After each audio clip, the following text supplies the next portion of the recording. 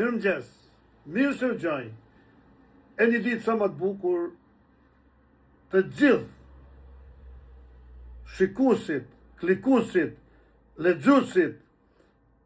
e rubrikës tonë Tulipani, dhe ju atë fjallën se me këtë rubrikë do të ndihmojmë popullin shqiptar deri në pikën e fundit, deri në frymën e fundit të gjithë ekipit tonë. Pra,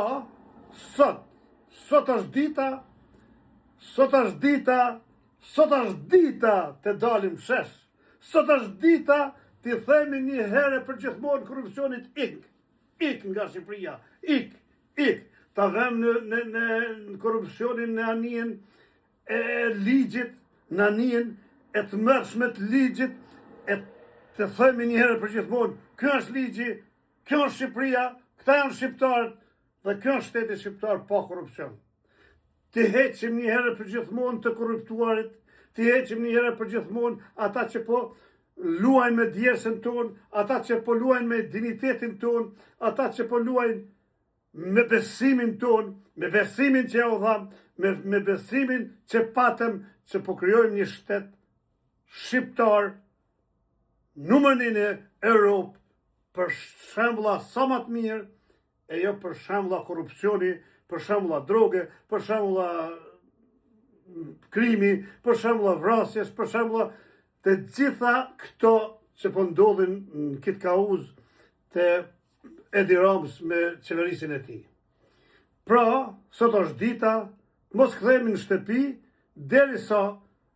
të fitojmë të drejtat tona, lirit tona, të fitojmë dignitetin tonë, të kthejmë idealet tona aty ku nisëm në vitin 1991, e të ecim me drejtësi, me qëllim që Shqipëria të vinë në Europë pa korrupsion, pa krim, pa rishete, pa blerje personash, pa shitje personash, pa vjedhje të popullit, pa vjedhje të investimeve europiane, pra të vinë në Europë ashtu sikur e meriton një Shqipe e pastër që fluturon në ajrin e pastër mbi majet e larta të Shqipërisë. Pra sot është dita dhe fjala e fundit që të mos ta përmendim më korrupsionin, sepse fjala korrupsion Shqipëri është fjala ditës. Është fjala sikur të thuash korrupsion, sikur të thuash po bën një diçka shumë të bukur, sikur të thuash komprometova një njeri, sikur bëre një gjatë, sikur realizove një ëndër shumë të madhe. Kjo të mbyllet sot nga kjo protestë në orën 18:00 përpara kryeministrisë të mbledhem edhe një herë të tregojmë Edi Ramës se populli nuk fle, se populli do të drejtat, se populli nuk do korrupsion, se populli nuk do mashtruesa, se populli do vetëm drejtësi dhe Europën e lirë. Populli do të shkojë në Europë,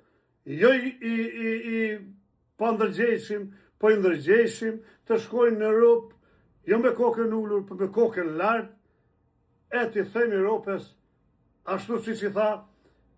Gjergj Kastrioti, që ndihmoi Europën, sikur i tha Nën Tereza gjithë botës, sikur i than të gjithë